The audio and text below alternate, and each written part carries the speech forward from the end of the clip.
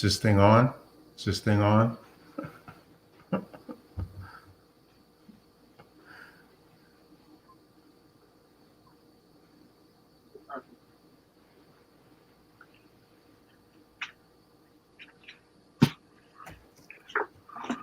You live? Hold on, not yet. All right. I'm gonna let you have some privacy, you heard? All right, good looking. Say less. While Father Frontline is getting his audio. Oh, B Smoke, peace, my brother, peace. I should just give you the link. You should just B. You want to be in on this conversation, my G? I can shoot you the link.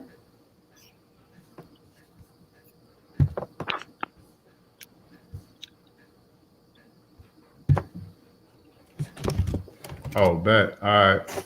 I'm gonna shoot B Smoke.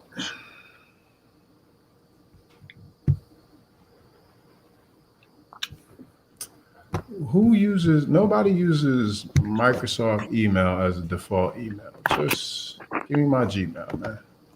I'm sending it to you now. Hold on 1 second. Oh, let me see if I have your email.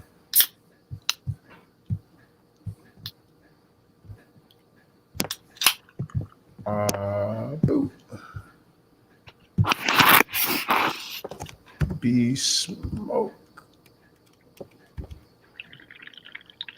B, what's your email? It's not populating for me.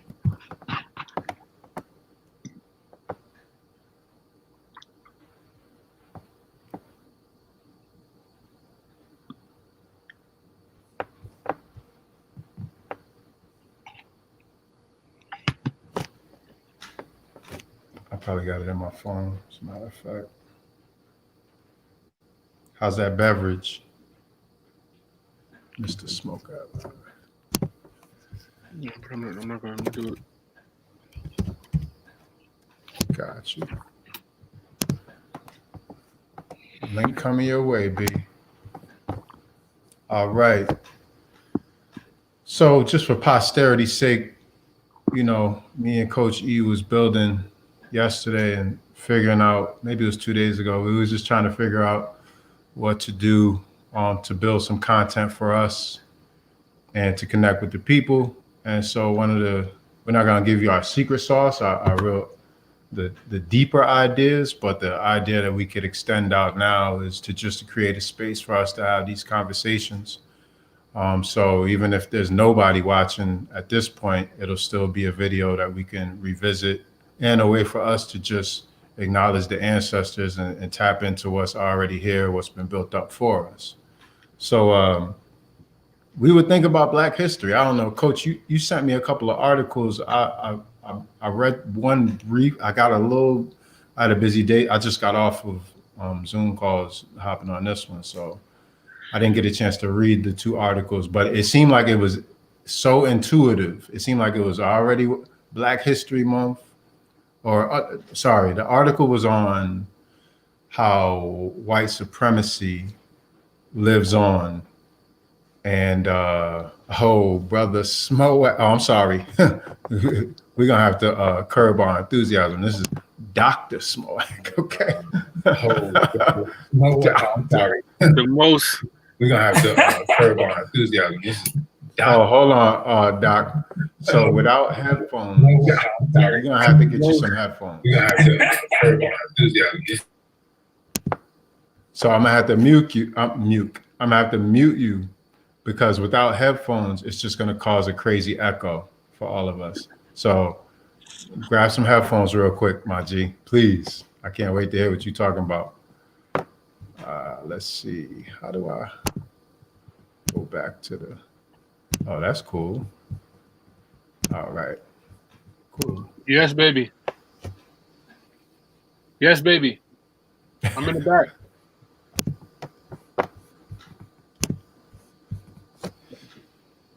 Huh? What you want? You want me to mute you, Coach? No. Okay. So yeah, I was just saying the article that he sent was about white supremacy and how it lives on. And it reminded me of a conversation that we had before where I said the systemic issues are so deep that even if you hire someone with the best intentions, they still can be guilty of committing heinous acts. And that's kind of what we're dealing with today, the systemic resonance of, oh, Dr. Smowak is back. Hold on, let me plug you in, brother. Let's see, unmute, man. Yo, somebody disrespect. Why can't I unmute? Right? Go to the bathroom. Go to the bathroom. Can't unmute your guest because B, you muted yourself. You gotta unmute yourself. You looking young? You looking young, Smoke? Dr. Smoke looking young. Yo, who is 4chan hating? We got a hater. It's only 2 people. How's somebody hating? But B, I was just doing a little preamble, getting it warmed up. No, Bruno. What we were discussing in pregame fashion was Black History Month. Does it belong to us even? Some people suggest that it's been hijacked by systemic entities, institutions that are already so enriched, and white supremacy was one example, that it's not even ours. You know, Nike makes a sneaker and puts kente cloth on it. You know, we're not seeing the proceeds of that. Even if they pay a bunch of athletes a bunch of millions of dollars, that's nothing compared to the $1 trillion buying capacity of the Black community that doesn't cycle back into the Black community and create its own ecosystem. So you could just imagine that compounded interest in the price that we pay. So that's one angle that we were taking for it. But you know, listen, you are the doctor. I wanna pick your coach out. If you want to add your piece as well, I'm happy to hear it. I just wanted to get the ball rolling since it's already close to 8 minutes in. For the people who are watching this later on, you know, it could be next week right now. Now the articles I sent through were just, you know, to hammer home the point. What was dope to me, not dope, but was the 1776 article that the Trump administration, to me that was it's ill how, you know, they've let the public know that that's something that he had put into, you know, he had put into play, when the reality is that that's been at play all the time, right? And so, like, though I'm not familiar, what is it? It's basically he rewrote they rewrote history. So they 1776 was when they officially they wanted to start like schooling. Yes, baby, go ahead. Yes, you can have some. Sorry. Okay. From you know, so like slavery, like they just knock certain stuff off the books, and so like for school history teaching. Yeah. Wow. And like that was, you know, but they made it public on Trump's exit. But the reality is that that's something that's been going on forever, right? You know what I mean? But because, you know, they say the best corporations and things of that nature operate under the cloak of invisibility. No one knows about them. And so, you know, during the Trump administration, some things have come to light. And so now, you know, they're giving you little nuggets of things that have already been popping since the beginning of time. Heard you. So that's the 17th. So recreating history. So not for us necessarily, but for our babies. Mm-hmm. Okay. Dr. Smowak, what you think, man? I would love to know if you feel like Black History Month is still ours or not. You know, I know you bring a unique perspective to the conversation.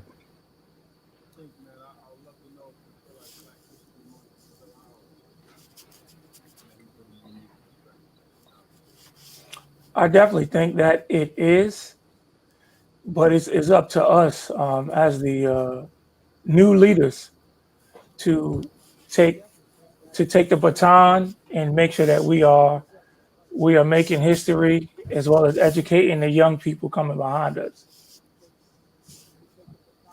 You know,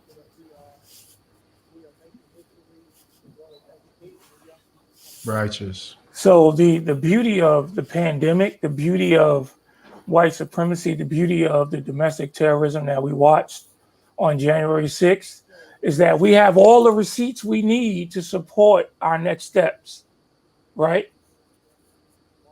So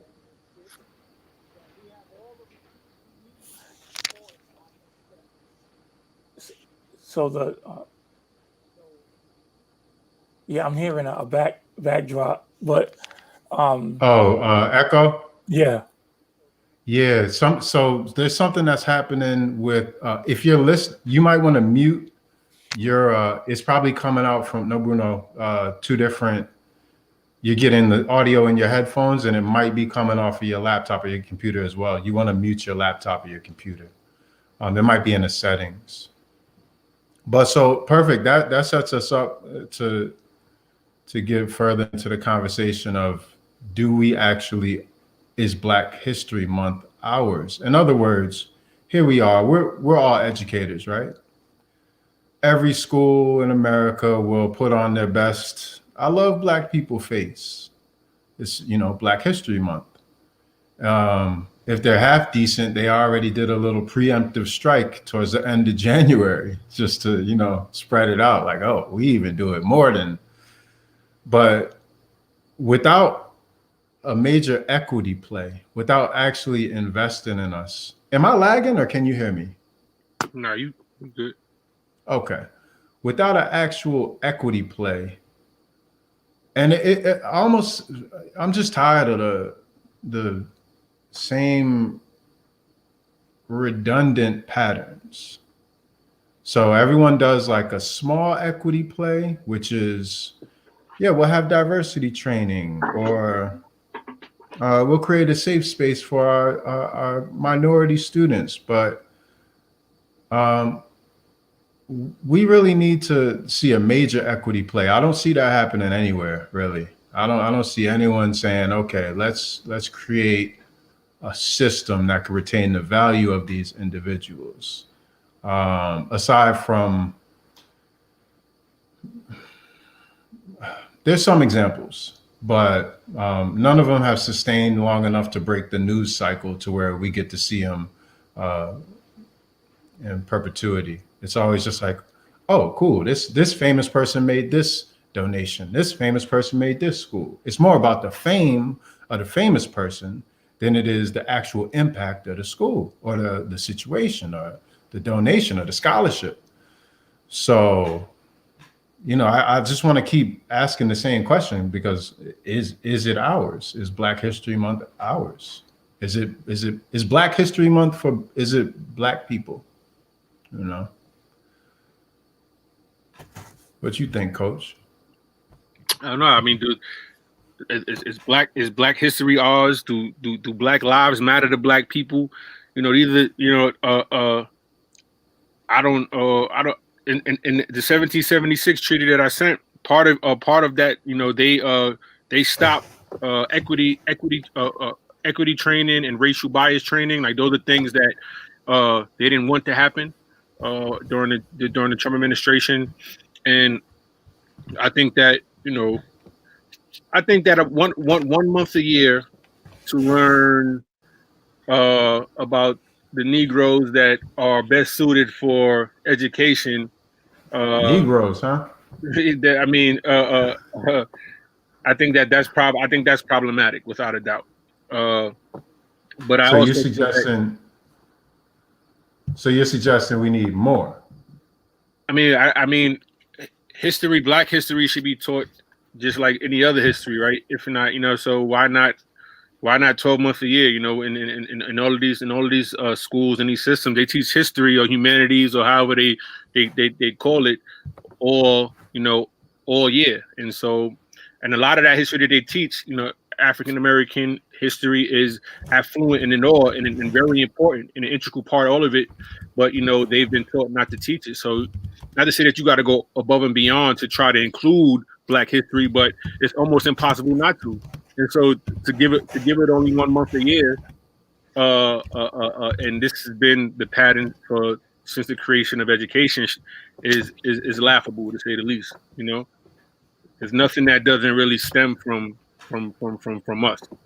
It's nothing that doesn't, whether being done to us or we've overpowered, but all things that have been courageous and filled with life and have historically come on our backs. So it seems funny that we can't figure out a way to drop some more jewels throughout the school year.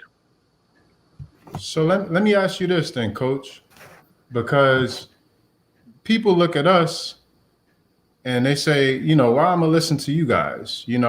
Like this gap teeth dude, dude with a stutter, you know what I'm saying? Like, why should we listen to y'all? Like, what makes y'all someone that we should listen to, right? So, and I get it, because everyone feels like they have an in on this. So let me just, people are gonna say, like, why should we listen to y'all, right? But I got a call from my buddy yesterday, and the first thing he said was, please tell me that you cashed in on this racial equity bag now that everybody wants to pay to act like they care. And it was like, I was disappointed because I was like, damn, I didn't cash in. But all I could tell him was like, people don't want the real, you know what I'm saying? They don't, like, they're not gonna drop a bag to have us come talk to them. People who have over 20, 30 years in education collectively, in the classroom, outside the classroom, had a tremendous impact on school culture. So they don't want to drop the bag for people like us. But what I'm asking you, Coach, and Dr. Smoke, is how do we get them to see that they really need to drop the bag on people like us? Like, they really need to, like, in order to have an authentic assessment of where you are culturally, and if you're actually connected, or if you're just putting a Band-Aid over a wound. I don't know. I didn't say it right, but I wanna. Why should people listen to us? Why? I mean, I think that you got to have time. I think in order to be, what do you say, 10,000 hours of mastery, right? And so, like, if you're talking about, you're talking about youth and you're talking about educating, the best teacher is being on the ground, being at and being on the front line, learning while you're working. And if you look just historically through the DOE, they have a pattern of making these great campaigns, but then never executing on the said campaign bottom line, because that's not necessarily the goal. The goal is to just get the students and whomever else on board for the campaign. For instance, No Kid Left Behind. I know about 1,000 kids. I can pick off that left behind ever since that got started, right? And then you look at it. You look at education this year during the pandemic, specifically how the DOE went about. First they wasn't prepared. Then for the understaffed teachers, they were hiring subs. This is a big red flag for me. They were hiring subs that necessarily had no real relation to the students, but to do remote learning. And so my thing is that, in education, there's a lot of predators in education. They're educators, and they're teachers, and then they're predators. They're people there just to prey on young kids. And so for the DOE to swarm these applicants and put them in positions with kids that they don't necessarily have any real relationship with is crazy to me, when they also could have had the opportunity to just hire people already that they paras or CTA teachers, like, to do specifically what they wanted these new subs to do. So when you're in it, you're able to see what works, what doesn't work. And at the end of the day, education is a business, right? And so, and there's another joint I dropped, so $700 billion business, and one of the only businesses that the end user gets no say in the end product they're getting. and that's bonkers. And so, I'm not here to convince anybody to believe they should listen to me. I just know that what I know from doing the work. I know that most companies that hire these consulting firms to dole out these campaigns for their educational initiatives have had no time in a classroom. Thus, so it looks good. The car looks good, on the outside. It may have the Lambo doors on it, but that engine got the Cherry Bomb Horizon engine in it. You know what I mean? Like, there you go. That's not going to take you too far, right? But if you don't know, if you know, and you might not care. The reality is that the business of public schools is based on the kids, and so it's not about necessarily having them being involved. And so if you don't care and you just running the system like another, like a business, then you're like, what, this sounds official. No kid left behind. I got the butter on it.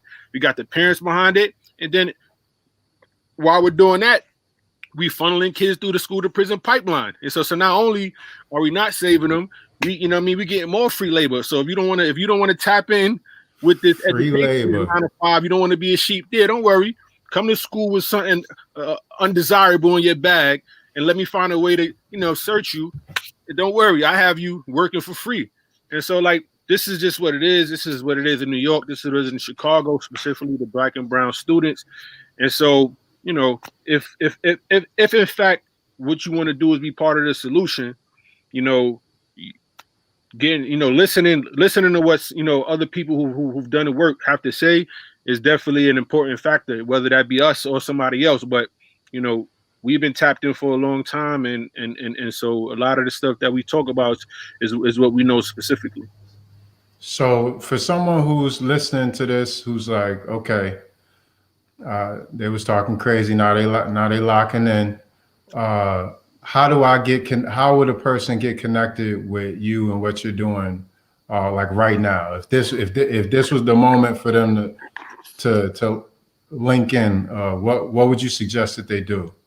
Is there like a website? Is it I would say campaign? Go ahead, Smoke. Yeah, I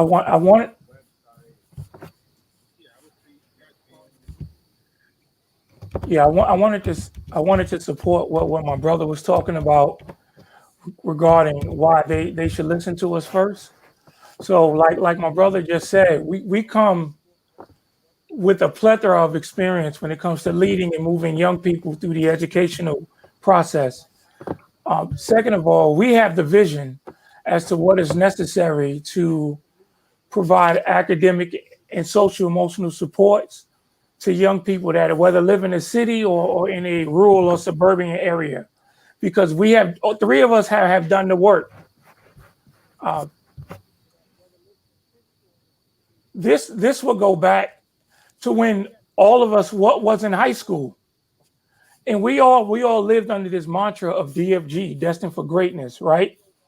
And now it's our time to take the lead in impacting our local, national, and state areas by education.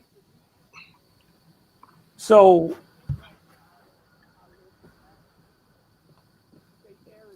step one, I think it is all about being in the right position. The three of us and more people like us need to get into positions where we could stop asking questions and we start telling people how stuff is going to go. Just like playing chess, I never earned a doctorate degree so that I could keep listening to other people. It's time for me to get into a position where I could do more of the directing, because I've earned the right. I've put in the sweat equity. I've led a graduating class, which was the largest. I know what it takes. So we got to collaborate with each other more. We got to be willing to take the charge of being in those high leading roles, and we got to start to tell the story to our young people and guide, urge, and position them in the right place, so that way they too can do more for our people. You just gave me goosebumps, man. I feel a little confronted right now. It's really on. It's on us. It's on us. You know. If it's an echo you're hearing, when you're talking, you could probably take your headphones off. Maybe that would, because then you won't hear it, and you could just, you won't be able to hear it. Echo you're hearing, when you're talking. Now I hear your echo. Okay. It's a conundrum right now. I don't know. Okay, so like Father Frontline, when he went and created Battle of the Bluffs, that took leadership. That was a young man that stepped up and saw a need, and he filled the need. You know, like each of us have skills and gifts, and if we were to ever to come together and formulate something, then B, I'm gonna ask you to put your headphones back on just for us. Okay. Yeah. Absolutely. Leadership. Yep.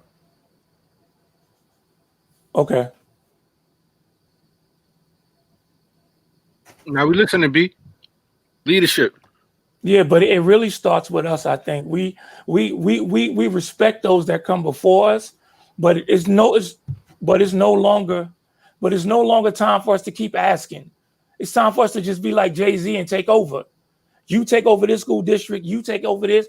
We taking over DOE. We taking over this, and we're going to start to move us a narrative and render a service that benefits each of us. Also, something my brother was talking about is poverty. When he talks about being from New York or young people that have gotten lost, there's limits to the school system. Like if I'm not eating at home and we don't have lights, I don't want to hear about standardized testing or doing your warm-up.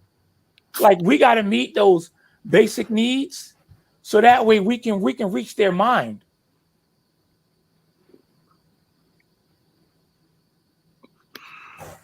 That's deep. That's definitely deep. It's just that plain and simple. Yeah. So what about a person like I don't necessarily have any faith in the public education system anymore, but I will use it for scrap parts.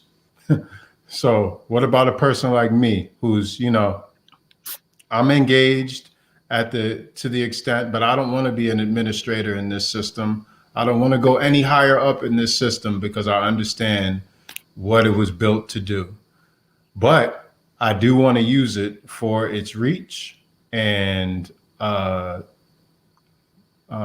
its expertise in certain things that I do believe in, because for as much as I could fault America or, capitalism, for as much as I could fault it, the next thing is going to have its own faults as well. So I'm not going to I'm not going to toss out the baby with the bathwater. But what would you suggest for a person like me who's, I'm in the nonprofit space, but it's disheartening there's so little support for people like us. We've been doing the same work. Put it like this, B. The work that we do is the same exact work we've been doing, right? When we're booming, when we're at our best, nobody cares at all. When something tragic happens, like we lose one of our students, all of a sudden everybody wants to link in. And it's like, luckily for me, I peeped that pattern. And so I said, okay, I'm gonna have to do it on my own. So I kind of separated from that vibe. But unluckily for people like Coach E, he's still very much connected with it. So he has to relive that scenario. You know what I'm saying? He has to relive. Huh? And tragedy is sobering, and it slows things down to almost a standstill. And so when you don't have absolute tragedy, sometimes people are, people just in general, like myself, for instance, like I'm in the trenches. I'm on the ground. I say that I'm operating at my highest frequency in regards to like trying to change the world every day. But when we lost our student, things slowed down to the point to me where I was like, wow, like that he's 18 years old, he's gone, and every day is the gift, not that we have to, when the light is on us and we able to change a million kids' life with programming curriculum. that's going to be a blessing, you know. But if we only changing 10 a day, or you know what I'm saying, 10,000 or whatever, if we woke up to be able to change those lives, like that's the gift, you know what I'm saying? Like, and even through tragedy to somebody that I knew very well and lost, you know, it slowed me down. And so, though I understood what time it was with, you know, everybody else, but it allowed me to, you know, be like, wow, like every day is really a gift, is really a blessing. And even those who can't even understand how we moving, it's a blessing to even be. It's a blessing to even have to deal with that. Like, you don't get this, because if we're not here, then we don't even. That's not even a conversation or a way we can feel. And so, like, you know, to me, you know, now more than ever, my frequency's been just like it's just on another level. Like, in regards to what I thought was being in tune to you know what I feel it is now, after, you know, I necessarily just lose, like, being so my proximity to death in the past, you know, I mean, the past 6 months, and I think that's everybody, you know. So we've been desensitized so much, but then, you know, I've also had this tidal wave of people very close to me in regards to proximity that are now gone, and so, you know, it really reel me back in, you know what I'm saying? And I think that's what tragedy does. It reels people back in. But what do they do after that? I think that's what like after the tragedy, and and things have slowed down, and you're processing, and you're like, what do you do?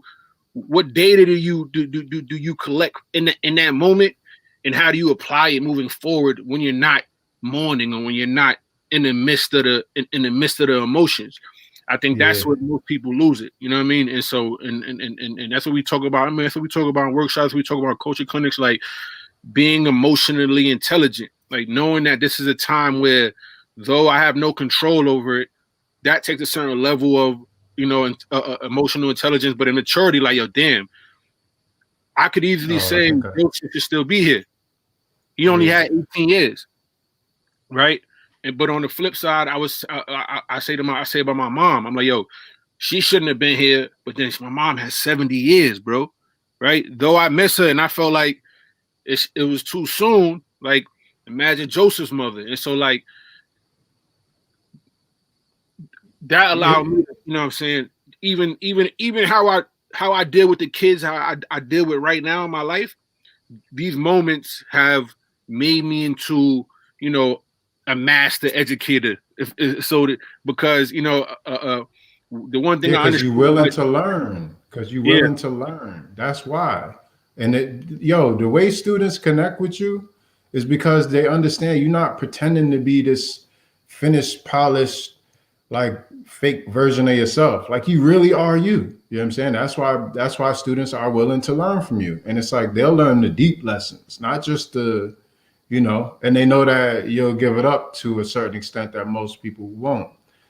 But the COVID and Joseph and all, it's like, it's making me kind of tight and confused, but also I know, because it reminds me of crack. It reminds me of crack so much. Like, one of the kids said that last week. He was like, matter of fact, the dude that did the crack document. Oh, I think you muted yourself, Coach. No. Hello. Oh, maybe that's me. Maybe my joints died. Yes, a student said that. He was like, yo, Coach, crack is like COVID. Just in regards to who, like, and I was like, I said, what you mean by that?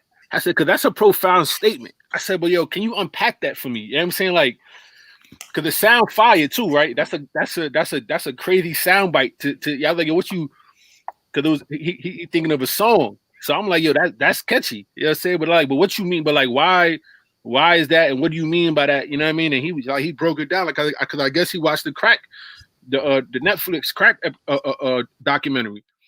And so he was like, yo, the same way it affected crack affected us, COVID is affecting us, and who for all we know, the government did COVID just like they did crack.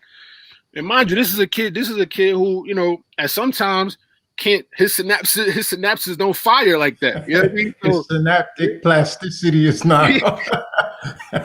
So for him to put the plays together like that, you know what I'm saying, in such a seamless way, it was like, wow, like this is very obvious. You know, if nothing is obvious, is the despair and curated pain that, you know, minorities and African Americans have gone through from the beginning of the time. And he was like, I was like, yo, can you explain why? He was you know, he wasn't as smooth, you know, he's not a doctorate. He don't got a doctor, but he gave me the breadcrumbs and led me to like his ultimate thought, and I got it. And I was like, yo, that's crazy that you could, you know what I mean, that you could, I mean, you could put that together like that. Yeah, I mean, what I took from it is, can you hear me? Because my earphones went out. Okay. What I took from it was, first, you had to see everyone around you transform, right? So that was like because, you know, as I'm experiencing crack, I'm a kid. I don't even know what it means to get high or nothing like that. But I felt the transformation of people so clear. It was just like, one minute it was somebody you look up to and then the next minute there was a zombie or a monster. It was like everybody either went to zombie or monster. It was the monsters was the drug dealers, because they had this, like, you know, you just wanted to be like them. And there was already the cool people, you know what I'm saying? Like, you don't just end up being a drug dealer just because you want to sell drugs. Like, chances are you're already social. You already got a nice little network of people who rely on you for the vibes. So all you doing is facilitating the vibe. Boom, now you're selling crack. And you're doing it your own way. So those were the monsters. But then you had the drug users who, you know, that was, the monsters wasn't so heartbreaking. It was the drug users. They lost it. Like, they lost all sense of morality and ethics. And you could, you know, knowing what I know now, you can't blame them. Like, I feel bad now that I made fun of, like, crack was a punchline and so many, like, that's not no punchline, yo. That shit decimated our community, man. But so watching the transformation of community, that in COVID, it reminded me of the crack. The only difference is one of the largest differences is with COVID, people showed their true colors like real fast. Real fast. It was like people who were scared, they just, you know, it was like you turn the lights on with the roaches. And it was like a lot of their movements and a lot of their actions actually showed that they were kind of monstrous. It was low key, but if you are sensitive to how communities change, you would peep it. It's like, oh, you just thought about saving yourself. That's interesting. Because wow, that's a hell of a statement to make when there's real lives on the line. Like, you just want to save yourself? Like, oh, okay. But, you know, I thought about that when I went back to the city, because not that I was trying to be heroic or nothing. I just couldn't, like, at first I was gonna be able to stay in my home where I live. But then when everybody decided they were still gonna summer and party during the pandemic, then my landlady was like, I gotta rent it out. And I understood, but so then I had to hit the city before I found that residency upstate. And I was just looking at the shape of things, and I was like, wow, this is interesting, man. Where the money usually is a ghost town. You know, the hood is still the hood. Mm-hmm. It was interesting, man. But yeah, it reminded me a lot of crack. The beginning of COVID, people really showed their true colors real quick. And then it's this invisible force that's taking control. It's like, oh, you don't believe in God? You're going to come to terms with some sense of God right now, regardless if you believe this is an invisible force you can't do nothing against. I know people who's extra safe, extra precautious. They got COVID. I know people have been running around, no precautions at all. They don't got COVID. It's like you want to apply your logic to it, but it's a higher power at work. You know what I'm saying? Even if it's just the virus, if you want to look at it like that. But go ahead, you was gonna say something. No, I was just saying the same way. I was like, yo, I was talking to Rel, and I was saying like the amount of like I can only imagine who these people are who don't want to wear face masks. I was like, yo, these are the same people who was probably when they was in college was skinny dipping and everything. You know what I'm saying? Like, exactly. Because like you're not really asking like, yo, put the mask on. Like it's not really encroaching on anything, really. But yeah, does it feel better to breathe without having that mask on your face? Yes, it does feel better to breathe. Just in the same way. But at the end of the day, like, yo, this is probably not just better for you, but it's better for everybody. And so like I was just like, yo, these are the people who was just in college wild. You know what I'm saying? 2 or 3 or 4 of them things in college. Hopefully nothing stayed with them, but like I was like, but that's what it's a discipline, right? And so we talk about we want kids to be disciplined, but the reality is that most adults are not as disciplined as they want to see from the kids they teach. You know what I'm saying? And more so, they don't even hold themselves accountable. Like they don't look in the mirror and say, yeah, you played yourself this day, or listen, you could have did this better. So like, how can a little person, because at the end of the day, they people. You know what I mean? Like I deal with students as people. Like I tell them all the time, like I apologize to them when I'm wrong.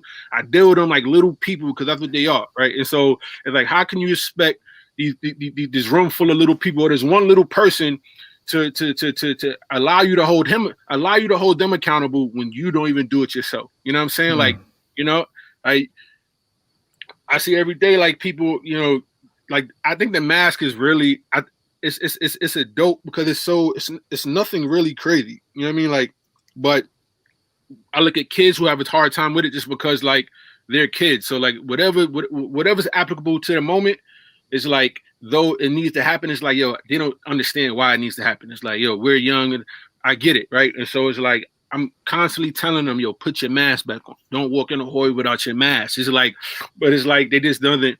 But when I see adults, it's like, wow, like, but you easily are gonna tell this kid that they're acting like a kid or acting immature, acting irresponsible in that moment of whatever that moment is that you're gonna say that. It's like, yo, but you can't even keep your mask on all day. So you and this kid are one and the same. At the end of the day, like, and so like if you don't know where to get empathy or be empathetic, it's like, yo, there's that moment, right? Because like it's just a mask. Like in college, you didn't want to strap up. Now that a full adult, you don't want to put your mask on. You haven't grown that much. So like get off your high horse. You know what I'm saying? Yeah, you're right. You're right. I think the toll that it's taken on Black folks, the COVID toll, when it's all said and done, is going to be so heinous. Like the numbers, they're going to be so nasty. Because here's what happens in my perspective. You have a virus which is invisible. So you can't really, no matter how, and it's invisible, and in a lot of cases it's illogical. So you set up what you can set up to prevent it, but there's a lot of cases where it's like nobody even understands how it happened. Like, so, but what the logic that does apply is it just wants hosts. It's like, oh, your door's not locked? Perfect. I'm in there. Your mask not on? Perfect. I'm in there. Like, oh, you left your light on in the back and it's unlocked. Perfect. I'm in there. And we as a people are the most susceptible because of the conditions that we've been, I want to say, dragged through for the last 400 years. I'm not exaggerating when I say, when we look back, maybe 100, 200 years from now, the COVID toll on Black folks might be comparable to like Jim Crow, maybe even slavery. But I'm gonna tell you why. The amount of people that we're losing compared to all the other populations it makes no sense. It literally makes no sense. Also, other countries aren't getting hit, as the majority of other countries aren't getting hit as bad as the United States. So Black Americans have think about that. We're in the worst scenario, in the worst conditions, in the worst place for the COVID. And we're just now getting into the second wave. All right. I got some some sage wisdom from indigenous family up here. One day in Aquina, and she said, yeah, the first wave that's the first wave when the white folks came to the Americas. The first wave, it was nothing. She said, watch out for the second wave. That's the one that damn near wiped out our entire population. And when she told me that, we had barely entered the first wave. So I was like, I didn't even believe that there would be a second wave. Mm-hmm. But now that I'm seeing how the second wave is lining up, I'm thinking, wow, we are not prepared as a people. You know, Lord knows about the country, you know, but I always look at Black folks as a country within a country. But we are just, you know, as B was saying, we got to make our own way, whether it's aligned with or apart from, but we definitely have to put in more. It's frustrating to me, but I'm concerned about the way this will play out in history. So I want to make sure that at the very least, we take every day we wake up. That's why I was pushing for this, man, because, you know, even if it's just us on here, we know we doing what we're supposed to be doing. Like, our truth is out there. You know what I'm saying? So what you know about the Moroccan treaty, Dirk? Before they joined the AU, or is that a recent thing? Nah, before. I mean, just saying, like, what you was talking about. Similarly, like, you think of us as a whole. You think of African Americans, and so like that just made me think of like the Moroccan treaty. Yeah, I don't want to misspeak, but from what I understood, Morocco decided not to join the AU. Mm-hmm. Because I mean, there's a bunch of geopolitical issues, but I think they were just standing their ground, like, yo, you're not just gonna force us to play democratic when it's a bunch of savages out here. Mm-hmm. But I don't know. You would have to tell me. I mean, there's just certain things in the Moroccan treaty that, you know, if you know about, like, there's certain rights and there's certain things in the Constitution that allow, you know, for Moroccans who, you know about the treaty, like they have certain fringe benefits, so to speak, in regards to like how they move in this world and what can, like, what judicially this like can happen to them in a court of law in the U.S. because of the treaty. And so I was just, when you were just talking about, when you think about us like that, like that popped in my mind. Oh, that's fire. Yeah, no, I was thinking about something else, actually, because when they decided not to join the AU previously, but I think they recently joined the AU. But yeah, that's fire. There's this group that I follow on YouTube quite often. They're called Blackness, and it's this husband and wife team. Let me see if I can put it in the chat so people can have it. Blackness. It's almost like Brexit, but they do some wonderful work. They live in the Gambia now, which is West Africa. It's like just a wedge of land, and sorry, it's a country, but it's wedged in between. I'm trying to remember, but anyways, it's West Africa, and they're really pushing to have Black citizen, automatic Black citizenship there. So every person of African descent, Black person, can get automatic citizenship in the Gambia. And so they're pushing for it. There's pushback, but they're doing some wonderful stuff. They got an amazing following on YouTube. I was on their channel at one point looking crazy, but I think that it's time, man. It's time for us. I mean, I don't want to get too political, but We are the resource. We've been the resource. We've been giving it up and giving it up. And, credit to our ancestors. Think about it like this, man. Our ancestors had to go through slavery.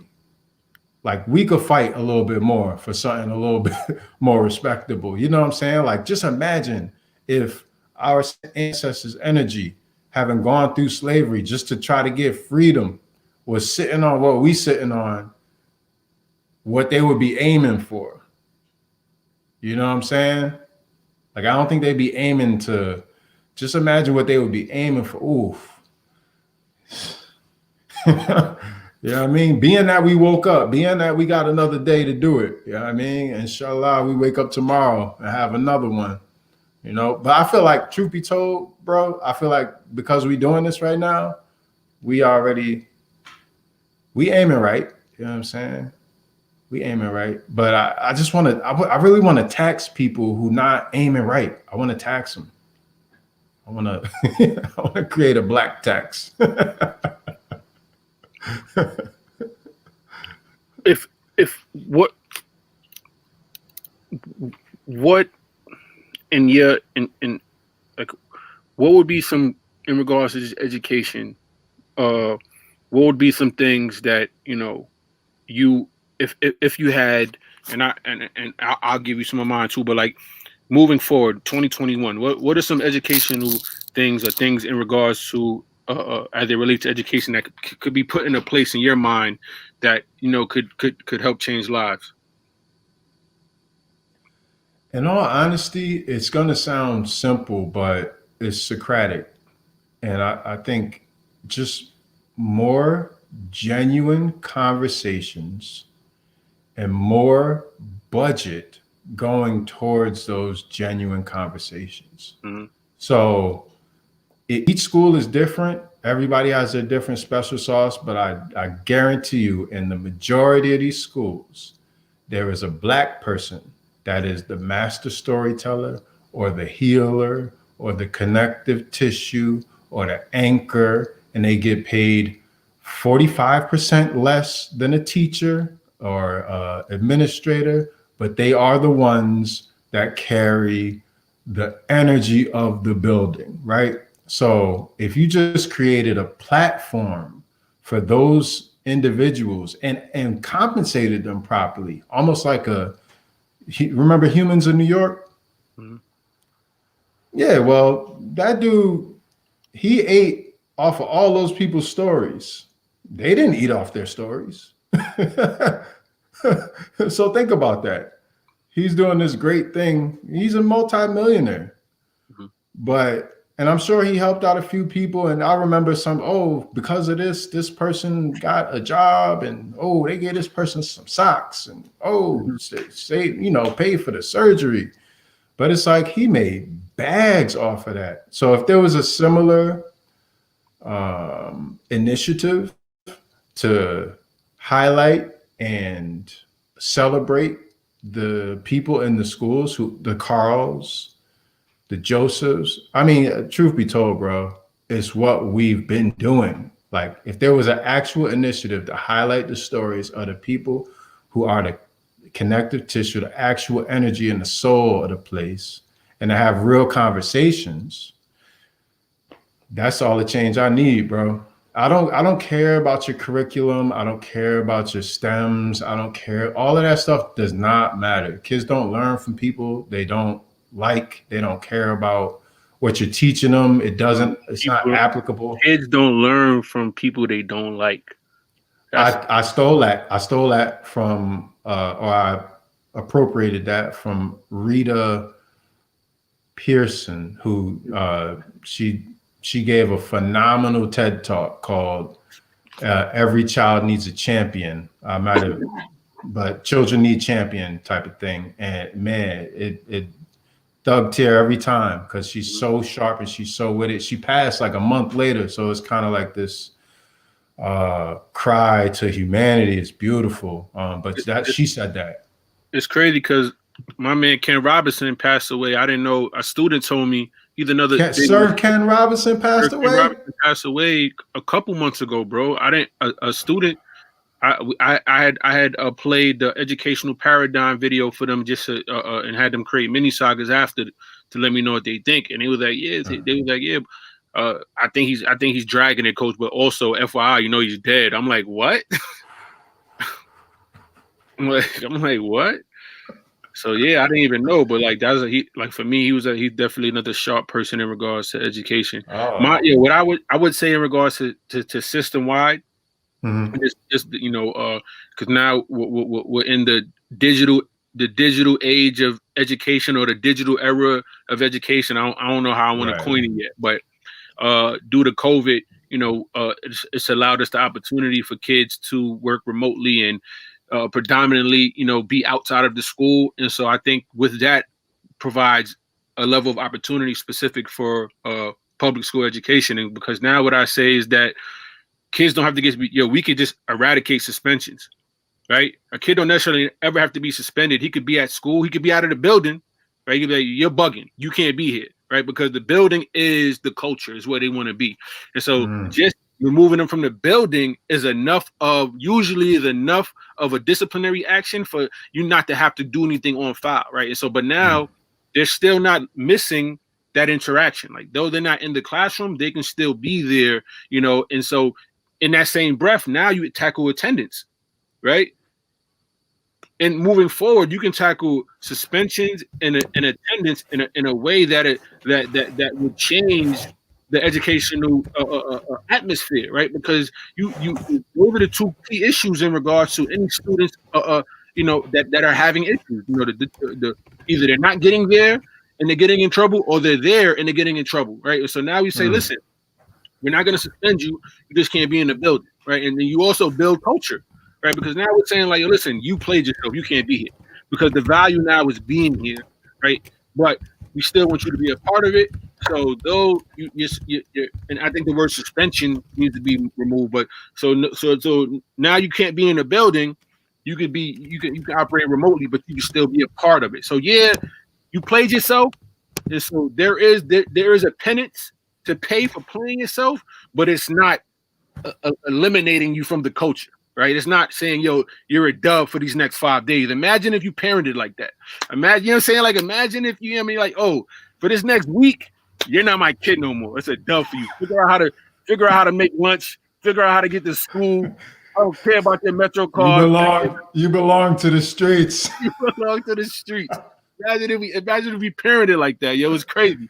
So I think though, you know, Betsy DeVos was talking about school choice and more so in a way that wasn't really about kids.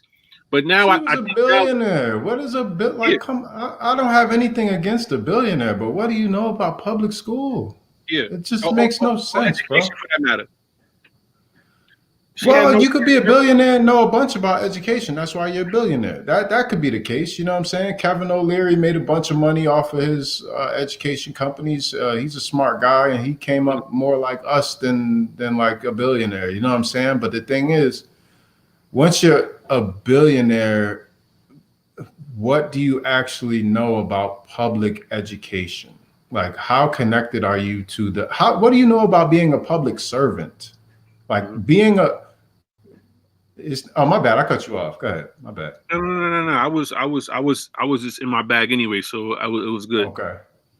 So here's the issue that I have with a lot of public servants right now. Because being a teacher, being anyone who's if you have a major role in society right now, you're a public servant, and that should be clear and understood, right? But here's the problem: are you essential? Absolutely. You're essential. Absolutely, yeah. Okay. Well, essential is arbitrary, but absolutely, if you're a public servant, you're essential. The word itself, the word itself has become arbitrary. Yeah, it's arbitrary.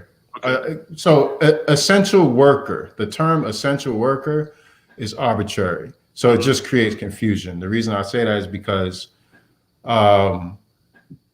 if you took out that segment of the labor force, then everything would collapse. And that's pretty much true with most jobs. Like if you just remove that segment of the labor force, everything would collapse. Like I can't think of one job really that's not essential at this point.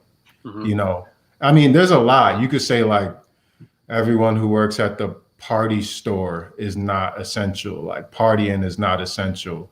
But then it's like, where do you draw the line? Because maybe partying actually is essential. Like maybe a lot of people think art isn't essential, but maybe it's like art is actually what's saving your soul in this time. So yeah, but to just give the details on public servitude, the problem is, and we just hit an hour, that's crazy. The problem is so many teachers, administrators, educators, they think being a public servant means you gotta lay down and take it. Like they think you just gotta, I'm a teacher. Oh, everyone else is right. It's like, no, your job is to actually create the society that you want to live in. Like you actually have to fight for what you believe in too. Like it's not just because you're a teacher and you have a boss doesn't mean you always listen to your boss. That's the dumbest shit ever. Like, excuse me, being a public servant means you actually have to fight for the space that you want to be known as public or common, right? So I was trying to school one of my administrators at the school I'm at now because the parents was driving them crazy. And I was like, bro, your job is not to let every parent drive you crazy. You still have to check parents so that they don't drive everyone else crazy. Like that's what it feels like to control a public space. Like you actually have to put what you believe in into that space and stand up in it and be okay when it's wrong. You know what I'm saying? Like I'll never forget. Well, there's a lot of memories with coaching where you have to realize that where it's like you transferring trains or you going from the school to the gym with the kids. And it's like, what role do I really have right now? Because we're in Harlem.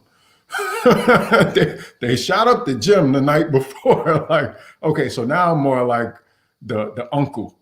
Like, I'm not the teacher. Like right now I'm more like the uncle and I gotta play the cut. Or sometimes it's more like, you're like the great grandfather. You just fall back and let the young Goonies handle it. You know what I'm saying? Like, so, but that's the role of a public servant. Sometimes you got to shapeshift, and sometimes you got to be the big homie when you just, you feel like you just a youngin' like everybody else. So I really, a lot of educators, administrators, they struggling with that right now. They listen to top-down information, like people pushing agendas. They sneaky, they don't even know it. They stressing out. So to cycle back to my point about the COVID, the extension of COVID in the Black community, the biggest crisis isn't going to be our physical health. It's going to be our mental health. We are carrying the load, carrying it. We gotta, oh my God. We got to make sure everybody feels okay with Black people. We got to check people who not okay with Black people. We got to carry what it means to be Black. We got to carry our own version. We got to extend the peace offering and be ready to fight. We got to deal with the racists. We got to deal with the police. We got to deal with the Black folks who exhibit the same behavior because, Stockholm syndrome or whatever. We got to deal with Black on Black crime, which is at an all-time high. We got to deal with poverty. We got to deal with the resonance of systemic racism. Most of these people don't even know when slavery started. Like I do the Abebe Bikila thing every year just because I'm like, yo, this man won the marathon barefoot. Smoked the competition, broke the world record. How in the world two of my students wrote essays on it. I was so surprised. It was beautiful, man. I was like, yeah, man. So, I'm just blabbing right now. I can talk like you talk about Black history. I mean, we talking about Black history and you just said, you just dropped a name that, most people, Black, white, yellow, and indifferent probably couldn't even tell you who he was, right? And until you told me who he was, I didn't know either. You know what I'm saying? So it's definitely important that we figure out. I mean, I think about it like this. I think about Black history like I think about Black music, right? Like, music has been co-opted, right? And so, though the energy, and you want to talk about drill music, like, because me and Kane was talking, and I was like, the music is the music, and Kane dropped the analytics and was like, Bucks, like in the '90s, they was giving, if not more than they was right now, like, what I'm saying, like, it's just you could just see it more, right? And so that's true as well. But I also think that the message in drill, for one, it's so heavily pushed by the corporations, right? These guys, these music, these labels, they take out insurance policies on these guys because they know what time it is, right? And so they don't say, you know what, listen, can you make another hit song that doesn't talk about killing somebody, more specifically killing somebody that looks just like you? They say, nah, that's rocking. Here's another 100 mil, whatever, and then we also gonna take out.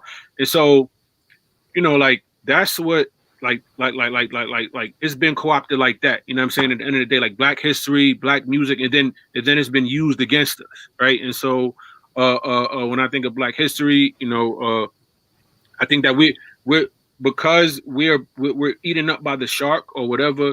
Like, we become history so much that we don't even have a time to necessarily celebrate it, because we are like we become history at such a high rate on a regular basis, right? Like, it's like, I'll take what you're giving me, because, you know what I'm saying, like, this shit is like the living, like, it's like Black history, like a living app. You know what I'm saying? Like, like Joseph is history now, bro. He's 18 years old. He's history, right? And so I know that there's other people that feel the same way about, people that they lost it, and he's history due to the system that's teaching us history. You know what I'm saying? So, oh my God, no, you didn't just say that. He's history due to the system that's teaching us history. Yeah. Oh man, I can't even. That's too much for me right now. He's history due to the system that's teaching us history. And we talked about it. I got pulled going to check him. I got caught in a little traffic trap. No. Tell that story, Coach. Tell that story. So I got caught in a little traffic trap going to go check in with Joseph and his family, or check in with his family the day after we all got the news, just to make sure that, whatever that we was going to do, we had the family's blessing. And so this area, I go there all the time because I work there. They had set up this this traffic trap where, coming off the Macomb Bridge, you can't make a left anymore. And usually prior to that summer, you was able to take a left. And so I made the left. Mind you, the two signs that I had to go back and see, like, I couldn't even see them from the middle lane. And I wasn't looking either, so it could have been on me. But long story short, I ended up getting pulled over. I ended up pretty much telling this officer, you know what I'm saying, like, everything that happened and why I'm here, you know what I'm saying, and that I work in this area. And this civil agent, had no empathy, for me of the situation, and not only that, like, he almost tried to co-opt me into, like, possibly being involved in, my little brother being murdered. Like, he was like, well, how do you know his name? And and so he gives me 2 tickets, and tells me this, saying, you could be on your way. And mind you, this speed trap is up the block from Joseph's house. I don't know how much planning it is. Like, they set that up, what it takes to do that. Are they thinking like that? But why not? Like, if at the end of the day, the police department is a business as well, and they're not the only people who make money off tragedy, right? And so, like, we are a money making business. So at the end of the day, while I'm there, I'm walking through the lobby, and it's wild candles, it's wild weed smoke, wild liquor, and in that moment I'm like, are we celebrating Joseph? And so this is me personally, like, yo, we said, like, are we celebrating Joseph? And so while I'm trying to go check the candles, I bumping somebody, and he's like, yo, saying, watch where you going.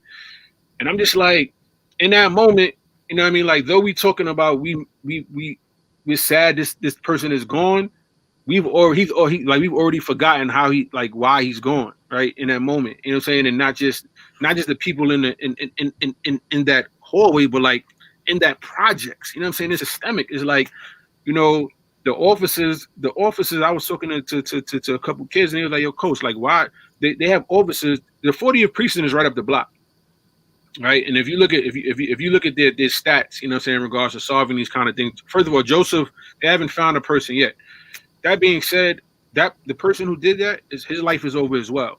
And so I'm not, you know what I mean? Like, his life, as he knew it, is over. Right. You know, so, but like, had somebody been in the projects, right, officers usually patrol the outer surroundings of the project. They don't necessarily go in it. Right. You know what I'm saying? Unless they have to. And so, you know, imagine if you have an officer inside, you know, Joseph could still be alive, but not just Joseph. I'm talking about the Josephs of the world. But like, that's not necessarily, you know, that's the systemic stuff that we're talking about. And I kind of lost my way because, but I feel like it was by design, you know. You was talking about the systemic nature of the whole thing. You said he's history due to the same system that's teaching us history. So then, all right. I mean, the same. Mm-hmm. So then, I told a couple people this story. The day of the funeral, I'm going to the funeral. Like, when we're actually going to go, you know what I'm saying, plant his seed and put him in the earth again. I'll put him in the earth. I'm getting coffee. Homeboy, just this dude saying, like, starts to bug out. Said I reached over him to grab some sugar. Like, it was the weirdest thing that ever happened to me trying to make a coffee, bro. Like, he was like, yo, Chan, where you from? Reaching over me. And in that moment, I'm just like, yo, he must have the hammer on him, because, yo, I will wash him up and down his bodega. Like, he can't really be one shoot the fair with me. He must have something on him. But in that moment, you know what I'm saying, and then Glory's there with me. So it's like, yo, this is the reason why we're here. I'm here at this funeral is this moment right here, these moments right here. You know what I'm saying? And like, how can we educate, you know what I'm saying, for those, how do we empower kids for those moments? Because it doesn't matter if you got a 4.0. It doesn't matter if you're getting kids to college. It doesn't, like, Hold on, coach. Hold up. No way. You said it doesn't matter. You back. You said it doesn't matter. I didn't hear after that. I said it doesn't matter if you're teaching, if this kid is, if it's getting great grades, are you getting this kid into college? If you're not preparing him for these moments that he's gonna come in contact with on a daily basis, then you're really not doing as much as you think you're doing. For instance, we had a meeting with an AAU program, Glory and O. And I was telling my wife about this. So we're waiting for this guy to have this conversation with us. White guy, like, funds the entire program. So he has us waiting for like a half an hour. You know what I'm saying? Like, I see him talking on the phone, but he's waiting. So, you know me, I'm like, yo, what's good? Like, we here on time, 11:30. My time is just important. But Glory's like, yo, relax. Take it easy. You're doing the most. You know what I'm saying? And then always like, relax. But that's how I feel. So I'm like, part of me saying it so I could get over it. So anyway, long story short, he ends up bringing us to the side to talk. Now this person, we sent them the deck, or the official deck, pretty much to outline what we do as a program. You know what I mean? For them to look over. So we start the conversation. This man clearly he hasn't read the deck, right? And so then he begins to ask us these questions. And so I'm in a situation, I'm feeling like, yo, I don't feel like doing this, right? Because I'm here to make your program better. And then they're like, you interviewing me about like what I do and how does it, like, yo, that's what the deck is for, right? You know what I'm saying? Like 5 years ago, I didn't understand it. But like, I send you the deck, then you figure out if you want to have a meeting with me, right? Because you've seen what we do. But he didn't do that. So like, he's like, yeah, but like make me understand. And in that moment, I'm like, yo, I can't make you understand because you're not an educator, right? So like, but though, so then I tried, right? Because I have to take a knee. I have to take a knee to explain to this person because I'm getting so frustrated with like his lack of understanding and therefore his lack of due diligence in regards to having the meeting. Like you run a program for kids. Is another program that wants to help you empower your kids, and you haven't made the time to do your due diligence, right? So we tell them everything. We talk about the culture clinics and how we get from the culture clinics. We cipher it down to the workshops. The culture clinics are used to identify kids' passions, and then from there, once we identify the passions, then we can workshop them, right? And so he's like, yeah, but workshops, let me, give me, and I was like, at the end of the day, in your AAU program, per team, you might have 2 guys or 2 girls going to play at the next level, right? What are you doing to support the other 8 or the other 10, right? At the end of the day, the kids who are not going to play.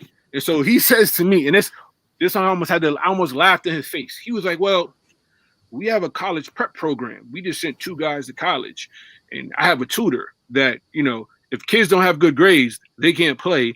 And, if they need a tutor, they get tutored. And I was like, yo, you gave me the mayonnaise sandwich. You gave me the mayonnaise sandwich version of how to support youth. You know what I'm saying? Like from an athletic standpoint. And so at that point, I was like, yo, I don't even really want to have this conversation with you anymore because like you just confirmed why you need people like us. Because right now, all you have is you have a bunch of basketball players and basketball coaches, but you have no real substance to empower these kids in those moments where this great athlete who got all the opportunity to play at the next level is in this deli, and homeboy just smacks his chopped cheese on the floor, right? And in that moment, what does he do, right? Like, it's ill. It's ill what you're saying, and I just wanted to capture it because all of our, I don't even want to give this up to YouTube live like that, but all of our strongest, I really don't want to even say this in public, but put it like this. Those of us who are built to handle a lot, we're built to have fantastic spatial awareness. We're strong, we're fast. If those of us who are built like that, in our traditional cultures, we would be considered warriors or leaders or something like that. Mm-hmm. But because we're in this strange capitalist culture,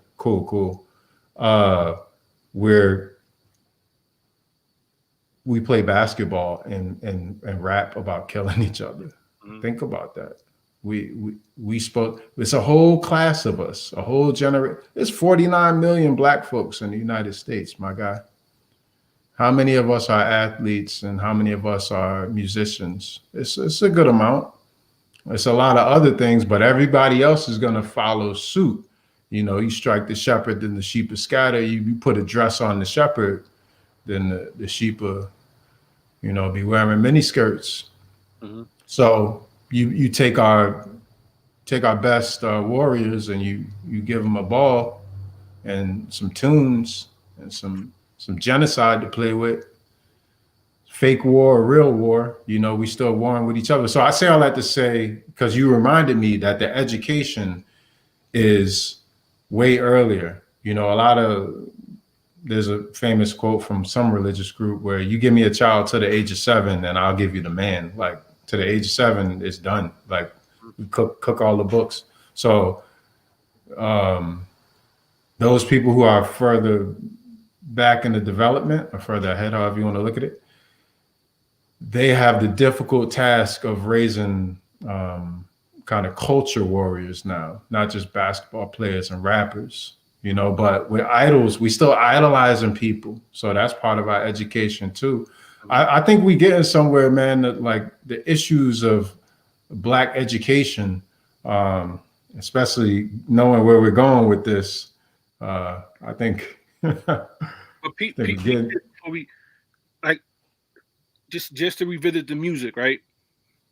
As from an educational standpoint, because I've thought about it, but I haven't really thought about it from this gauge, right? So if you become my ops, as so says the music, right? And also this is my breakdown of the Joseph situation as well. It's like because of the culture, right? That we're talking about. If you become my ops, you can become my ops off of anything. Once I disagree with you, that's enough for you to become my ops. Once you become my ops, then I could flip the kill switch on you at any point in time, right? And so imagine how that relates in the streets, right? But how does that relate to a student in a building? Like maybe you might not kill this teacher, right? But they're dead to you, right? Once you become the ops, like imagine the kids who love drill music, right? And the teacher becomes the ops, right?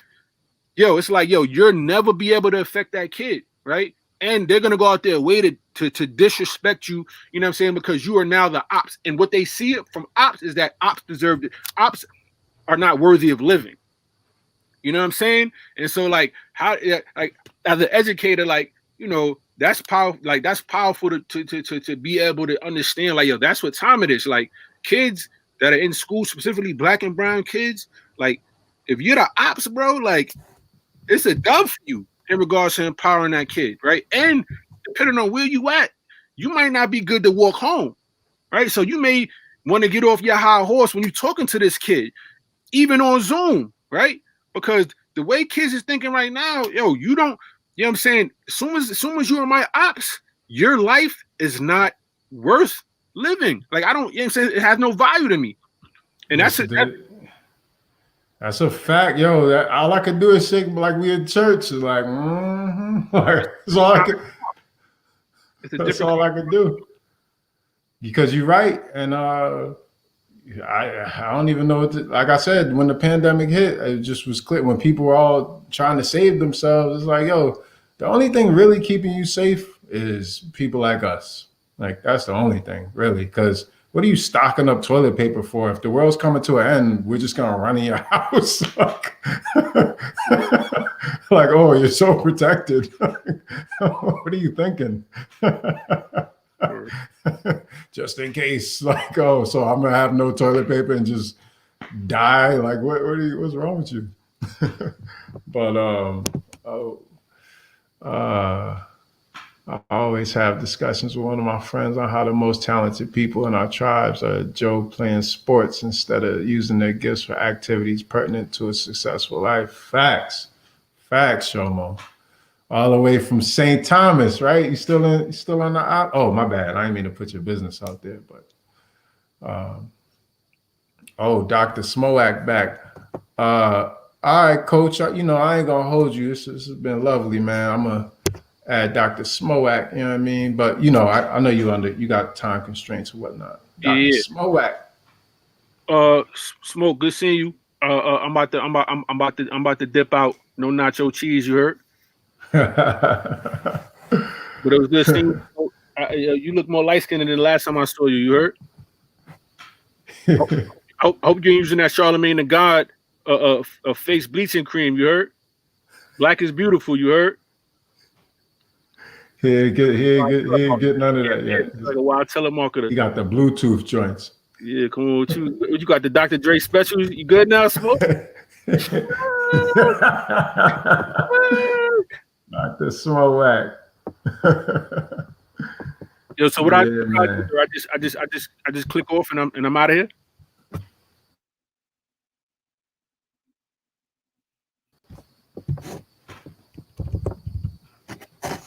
What just happened? Why can't I hear? Can you hear me? Yeah. Okay, you valid. Yeah. You could. If you off, man. I'll see you later. It was good. It was good chopping. Always a pleasure, man. We'll make it. Yeah. Next Monday we live again. Next Monday. Yes. Okay. Salute to do it. You heard? Yes, sir. Oh, UG up in the spot. I ain't even know. It's good. Yes, sir. That's that God's work. Appreciate you, huge. All right, man. I'm gonna just remove you then. You good? Father Frontline. Yeah. So Smoak, Doc, we just had a spirited conversation about the systemic. I'm gonna put the gem up that Boog said because we was talking about how do we reach what we saw with losing our student, and he said he's history due to the same system that's teaching us history, bruh. That one had me. I started saying things you shouldn't say on YouTube. So, but I also wanted to cycle back up to somebody who wanted to be funny style. Somebody talking about all I see is big lips and a tiny brain. Like, is this what people do? Like, why? Is it? How did that happen? At first, I thought it was somebody that we know being funny, but it's like somebody who just doesn't want to. I don't even know what that's about. But I didn't want to give it too much energy. But no, you can't. You can't do that. When you are as high as you are, you don't have time for small stuff, man. Yeah, but I had to get out because that I had to. Yeah. I'm still ready, bro. I got feelings. Petty Patty. Yeah, so we got 4 more minutes, man. I mean, you the doctor, man. Anything you want to say to wrap up? Or I feel like we've addressed Black history well. Right. I think, there's some gems in here for people. It's not just for us right now. This will be a living thing for folks to visit, and we can make this a thing. We could like you said, we need to be the change. So this is a good platform for us to get to it. It's not that expensive. It's worth it. Yeah, I would just say I'm humbled and thankful that you think enough of me to even invite me to this. I do think this is the start. Again, it falls all on us.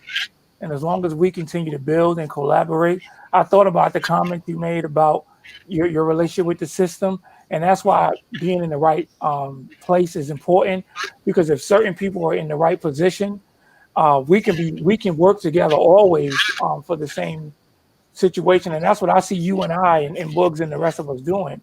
Each of us being in a certain position where you don't not working for the school system, but your brother Smoke is the superintendent, or your brother Smoke is the governor of a state or a president or whatever, and we're working on the same agenda. So that's how I see this ending up, is that we being in the right place to make sure we're serving our people, educating our people, and getting in the right position to make that change. I hear you, man. No, I know, but I saw you there, so I figured I got to put you back on. Yeah, I was just listening. I was just listening to Dr. Schmoo. Yeah, man. I mean, we all, and that's what makes us so dangerous, because Bugs, James, Smoke, like there's a squad of us that can impact the world in a way that it hasn't been impacted before, because we lived it. We not reading from some old book. We know what happened because each of us been through it. Bugs, you and I ain't talk about this, but as an administrator, I had a class from 9th grade to 12th grade. I had a kid get murdered every year. I'm gonna say that again. For 4 years, I lost a kid every single year. It got to the point that when I entered the school, I said, I don't care about books and reading. I want to know, can we get to June without one of my kids being murdered? Mm-hmm. Can I just see every last one of them live from August to June? Because for 4 years, I lost a kid every year. That's wild. 1 year, a kid got his head blown off. Another year, 2 kids got murdered. Freshman year, a kid killed himself. Sophomore year, a kid got killed. And I still had to do my job. Mm-hmm. So I got fired up about being an administrator, because I was really able to see that if I don't do my best, I see what can happen to them. Mm-hmm. So that's why I had to direct them and move them and protect them and position them in a place where they knew somebody cared about them when they walked into that school. Mm-hmm. And they knew when the school day was over, I was one of the ones standing outside like, who wanted? Who wanted smoke? But you ain't gonna touch none of my kids. So I hear the pain in your voice, and that's why we are needed. The world needs us. Right. Right. I agree. I'm with you. I completely agree. And we cooking up, we put the thing out that is ready for the people, but we cooking up in the, that's how we get down, because a lot of people put their energy on things. But I don't know how it's possible within the system, bro. I'm in one of these schools that swear they're so progressive, and it's like the amount of entitlement and white supremacy that is alive that I have to deal with every day. It's just it's to the point where, I have no problem speaking my truth. I don't even speak because it feels pointless, bro. Think about that. I have no problem speaking my truth. Zero. I don't speak. Imagine everybody else. So is it? That's the only part that I struggle with. I completely agree with you. The world is ready. We ready. It's gonna happen. I got faith. First and foremost, I should say that I got faith it's gonna happen, no question. Like that's not even the issue. The issue for me is how long can I stay within this system, just handling, you know what I'm saying, what I gotta handle. Like at this point, it's just like checking a box, like just making sure bills get paid, check. Because I have no question what my ability is with reaching human beings, students included. Like, I don't care where you put me. I don't care if I'm wrong. You're still going to learn from what I'm giving you, because I'm going to learn from you, because we're human beings. But when you put me in a system where there's no people that look like me, it's hard to get I just feel completely ineffective. You know what I'm saying? Like, the students are getting it. They're getting it for sure. But, I got students I got more students than this. You know what I'm saying? Well, so that's frustrating for me, man. I hope you're not saying what I think I'm hearing, because you acting like with us, we could easily create something like what you talking about. Starting a school, that's nothing. We got the name, DFG, Destined for Greatness Academy. Let's go. I mean, we got the experts. The experts, I'm looking at them. Like, we don't got the bag. We're gonna get that. Do you know how powerful we are?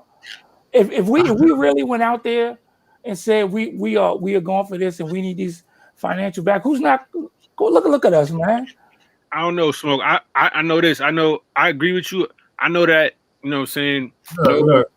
I tried to raise 49 grand to continue running a workshop. I tried to do a grant for 25 grand to continue running a workshop. My own people. Cricket. Your own brother will put dust in your blunt. You heard? Cricket. And Cam, it's not that we don't believe it. It's that we got history to contend with. But go ahead, Coach. I didn't mean to cut you off. I was just gonna say, if and I don't want to be morbid, but I know that the people that I know right now living, if I told them, I want to raise a mill and I want to start a school to change lives. Wait, hold on. My internet cut out. Hold up, Coach. My bad. I'm on my phone hotspot. That's crazy. Go ahead. You don't want to be more. If I tapped in with everybody that I know, all the physical currency that I have, right? And I said, I want to start a school. I want to raise $1 million. You know what I'm saying? Like, I want to change lives. I gave them all the analytics and the data.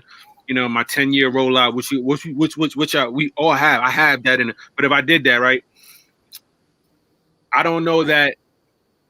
I don't. And then if I passed away, right, people would be a lot more.